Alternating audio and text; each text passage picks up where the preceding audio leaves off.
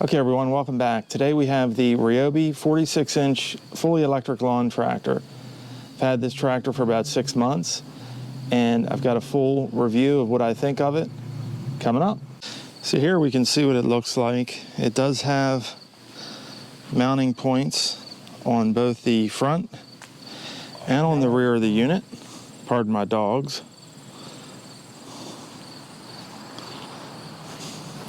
And I actually have my striper mount connected up to the back of it here.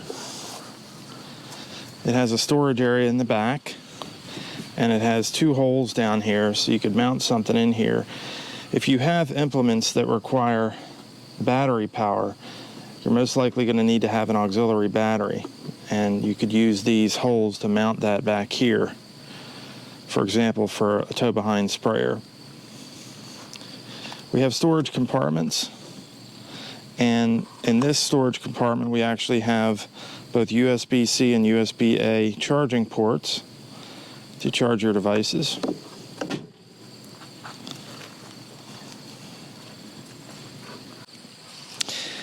And in the other storage compartment we just have storage, cup holder, and on each side of the steering wheel we have little storage compartments down in here. We have a really nice seat, really comfortable. It is adjustable.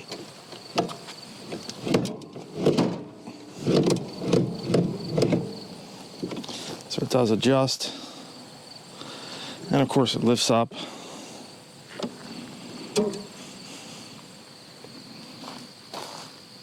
So this bungee cord is not included. I installed this so I can lift the chute up or down here to get better disbursement of the grass clippings. This chute here is rubber, so if you hit something with it, it's not going to break or bend. Really nice material. Here we have our blade height adjustment. And I typically mow all the way on the highest setting, which is 4.5 inches, and you can go all the way down to 1.5.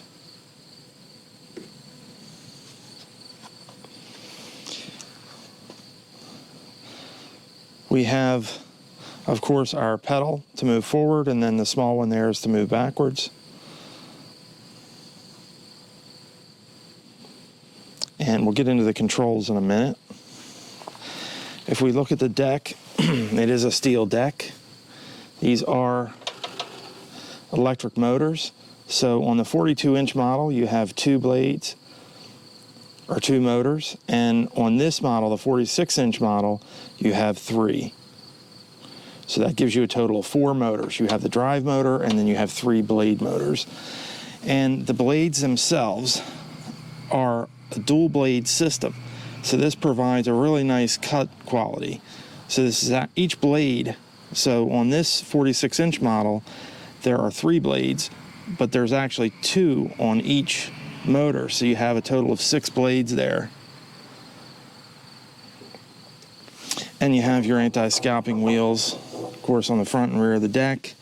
You have another one in the middle front, no middle rear.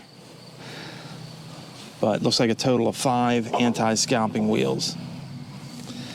We can see that the frame is really nice looking, and wheels and tires look really good. The whole thing looks kind of heavy duty. And if we open this up, this is going to be where our batteries are, but we also have this basket in here. And we can use this to transport things around, or we can take this out, and you have 3 suitcase-style batteries in the unit. And these can be charged in the mower using the charging port, which I'll show you in a moment, or if the worst happens and it dies on you in the middle of cutting, you can take these out and use the charger, which I'll show you in a moment, and charge the batteries individually as well. And of course you have a button on the battery that if you press that, it'll show you the state of charge. And if you want to take these out of here, you just disconnect that cable and you lift it out. Each one of these batteries is 10 amp hours.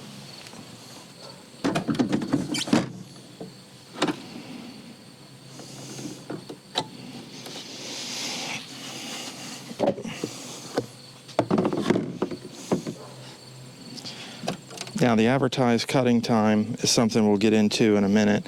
That's going to depend on a lot of factors. But the property we have here is about an acre's worth of grass that we're cutting. And so this is going to give us a good idea of how much we can do on it. LED headlights.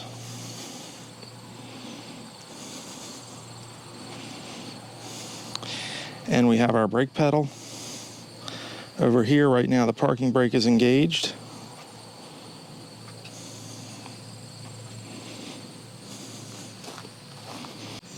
And over here we have our charging port. This is where we can connect up and charge it. That'll allow us to charge all 3 batteries at once inside the mower. Now when we get on the unit here, we have our PTO engagement. It's a pull and a push. You pull to engage the blades, push to disable them. The button over here, you're going to need to press that if you want to be able to mow in reverse. Otherwise, when you're mowing, if you tap to go in reverse, it will disengage the blades. Over here on the right side, we have a cruise control button, and we also have our ignition key, which has 3 positions. We have auxiliary. This is going to power your accessories and things. We have off, of course, what it's in now, and what you're going to use when you store it, and then of course on. So let's go ahead and turn it on. And when we turn it on, our LCD screen is going to light up. And the first thing we're going to see when it lights up is the state of charge. And this button here on the left is going to control our wheel speed or our drive speed. And we have 3 settings there. We have low, medium, and transport. Transport is going to be the fastest speed. Medium is going to be the middle speed. Low is going to be the lowest speed, of course, but it's going to give you the most control. This is what I typically mow in because the accelerator pedal can be a little jerky. And if you're on hills or things like that, it can feel a little jarring if you have it in a higher speed. So typically that's what I mow in is low. Next we have our lights. You can press this button, it'll turn our headlights on or off. Okay, this is our menu button. And we can see this is our maintenance reminder. We have a Bluetooth button. Okay, and then we have our blade speed button. This is going to control our blade speed. Now the default blade speed is going to be medium. You have a high blade speed and a low blade speed. Now you're going to get your most cutting time when you have it on the lowest blade speed and the highest drive speed. This is going to allow you to cover the most area and get the maximum amount of cut time. I typically mow on a medium blade speed and on the lowest drive speed setting. That gives me the most control and the best quality cut without sacrificing the battery too much. If you get into some really high grass, you can switch it to a high blade speed, but the medium is the best blade speed in my opinion. The last thing we have is our parking brake down here, and we can release it by pressing the brake, and then we can engage it by pressing the brake and pulling up and then letting go. So now I'm just going to demonstrate the blade speeds for you. So let's put it on the lowest blade speed, and I'm going to go ahead and engage it.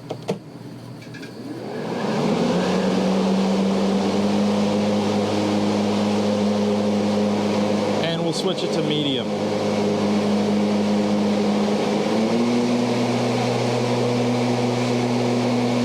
Now let's switch it to high.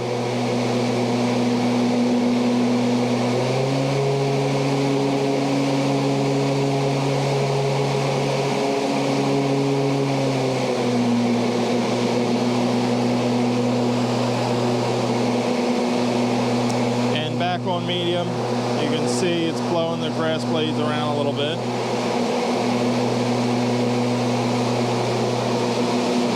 And then we'll press our button to disengage it, and we'll re-engage our parking brake. This is the Ryobi rapid charger. Now this is advertised to recharge the unit I believe it's within 2 hours. In my testing, it takes about 2 hours to recharge the unit if it's completely empty, but I typically don't run it completely empty. I typically am only charging the battery about halfway, so it takes about an hour to recharge. And what I'm going to do here, now you can also mount this charger to the wall. I haven't gotten around to doing that yet. I just have it outside here. This charger is not rated for outdoor use, so you don't want to leave this outside. It is okay to take it outside, provided it's not raining or anything like that. So I'm going to go ahead and charge it this way. And you can see it plugs right in.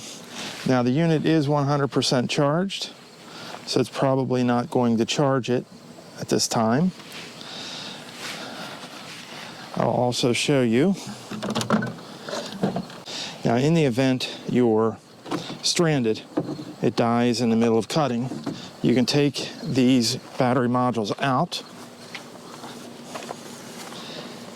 and I can bring the battery module only back to the charger, and I can plug this charger directly in to the battery module and charge just the battery module. Now that's not the ideal way to charge it, but if the unit stops and dies, let's say 200 feet from your home, it's going to be a lot easier just to take the batteries out and recharge them than to try to tow the mower back. So it's nice that you can do that as well. And then of course it has this nice holster on the side to hold the charging handle.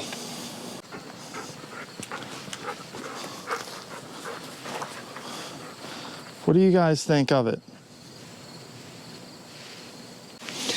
Now underneath this area right here is where all the drive controllers are. Now there's a drive controller for each motor. In the 46-inch unit here, there are 4 motors. So we have 1 motor for each blade, which is 3, and then we have 1 drive motor, so that's 4. So there's a total of 4 controllers in here. And I did have a problem with this where the actual drive unit controller failed on me. The blades worked, but the unit would not move forward or backwards. And Ryobi did send somebody out. It took them about a week, week and a half, but the gentleman came right out to my home, repaired it right on site, and it was fixed and I was back in business. So while I would have liked to have same day, that's probably not realistic. I was happy with the fact that they were able to come right out here and fix it on site. Ryobi's support was very good. I called and they answered within 5 minutes. So I was happy with that. Now, as you can see here, the property's a little bit hilly. And when the drive controller failed, the technician told me that some particularly hilly areas I should probably cut first when the unit's at a high state of charge. Because what was happening is the unit, before it died, the unit stopped on me near the end of my mow. And it did that twice before it completely died and wouldn't move. And I found out what was happening is towards the end of my mow, there were a lot of hills. And he wanted me to mow those first so that the hills were happening when the unit was at a high state of charge, not when it was at a low state of charge. He said that when you're driving on hilly terrain and the unit's at a low state of charge, it puts extra stress on the drive controllers and can cause them to fail. So that's something to note. If you have a hilly yard, you may want to mow any hilly areas first. And if it's really hilly, you want to make sure that you recharge in the middle so that you're not mowing on hills at a low state of charge. I would say below 25%. When it happened to me, I was below 20%.